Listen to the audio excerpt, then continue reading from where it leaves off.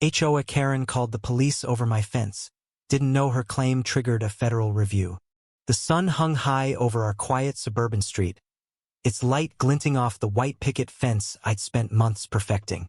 I'd built it myself, every post, every nail, hoping to carve out a private haven for my family. The roses I'd planted along its base were just starting to bloom, their red petals a small victory in a world that felt increasingly chaotic. But peace, it turns out, is a fragile thing. Across the fence lived Karen, the self-appointed queen of our homeowners association, whose eagle eyes missed nothing and whose tongue spared no one. Started with a note slipped under my door. Your fence violates HOA Code 3.1.22 tall by 4 inches. Fix it or I'll report it. I laughed it off at first. 4 inches? I measured twice, consulted the rulebook. My fence was compliant. I tossed the note, figuring Karen was just flexing her authority. But the next morning, I woke to flashing red and blue lights.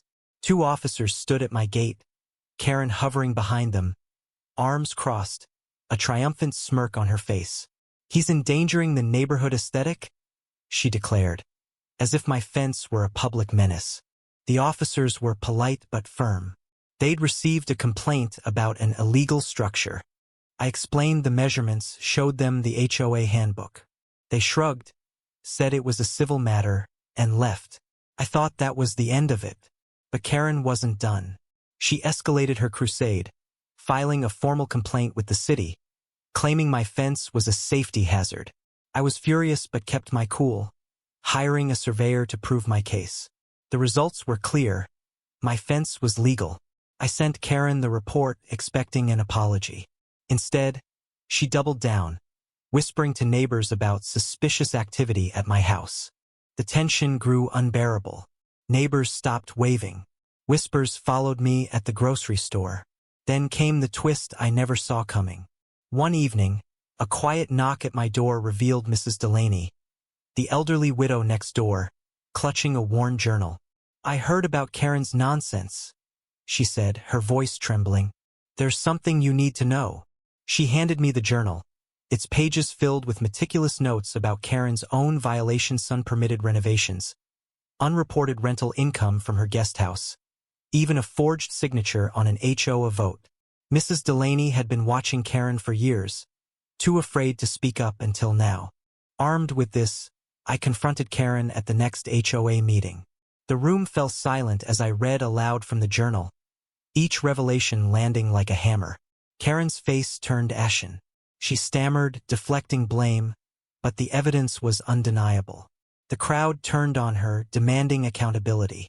I felt a fleeting thrill of victory until I learned what Karen had done next. In a desperate bid to discredit me, she'd filed a tip with the authorities, alleging my fence was a cover for illegal activity. She didn't know her vague accusation would trigger a federal review, pulling my family into a nightmare. The feds came quietly at first, asking about my finances, my job, even my roses. They suspected the fence was a front for something sinister, money laundering. They hinted. My wife, Sarah, was terrified. Our kids stopped playing outside. I spent weeks proving our innocence, draining our savings on legal fees. The investigation found nothing, but the damage was done. Our reputation was shredded, our peace shattered. Karen, meanwhile, faced no consequences. She sold her house and moved, leaving behind a neighborhood fractured by her lies. Mrs. Delaney's journal became our lifeline. With her permission, we turned it over to the HOA board, which launched its own investigation into Karen's violations. It wasn't justice, but it was something. The roses still bloomed, but their beauty felt hollow now. I'd built that fence to protect my family, to give us a sanctuary. Instead, it had exposed us to a world where petty grudges could unravel lives. The hardest part was forgiving myself. I'd underestimated Karen, underestimated how far spite could reach. I thought truth would be enough, but truth is a slow weapon against a fast lie. Mrs. Delaney, our unexpected ally, taught me that courage can come from the quietest corners, that one voice, however frail, can shift the tide. Yet the cost lingered. Our home, once a refuge, now felt like a battleground.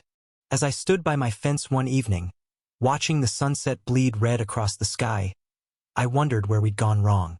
Was it my pride in refusing to bend to Karen's demands? Her obsession with control? Or the neighborhood's silence, letting her reign unchecked? I don't have answers. But I know this. Small acts of malice can ripple into devastation. And truth, though it prevails, often comes too late. What do you think who's truly at fault here? Is it the one who swings the axe, or the crowd that watches it fall?